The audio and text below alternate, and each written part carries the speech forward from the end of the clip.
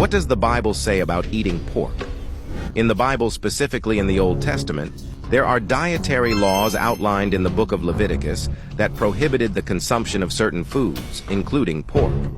These laws are part of the larger body of regulations known as the Mosaic Law or the Law of Moses. In Leviticus 11:7-8 it states, "And the pig, because it parts the hoof and is cloven-footed, but does not chew the cud, is unclean to you. You shall not eat any of their flesh, and you shall not touch their carcasses. They are unclean to you."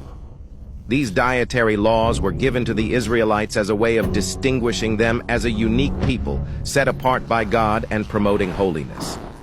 The consumption of pork and other unclean animals was considered ritually unclean and was forbidden under these laws.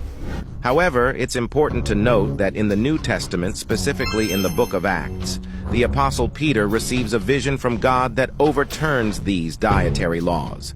In Acts 10:9-16, Peter sees a vision of a sheet filled with various animals, including unclean ones, and hears a voice telling him to kill and eat. Peter initially objects because of the Jewish dietary laws, but the voice responds, "What God has made clean, do not call common." This vision was meant to demonstrate that the dietary restrictions of the Mosaic Law were no longer binding for Christians.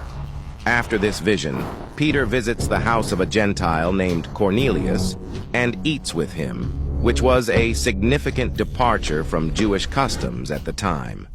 Therefore, while the Old Testament prohibits the consumption of pork, the New Testament makes it clear that these dietary laws no longer apply to Christians. Christians are generally free to eat pork or any other food without religious restrictions.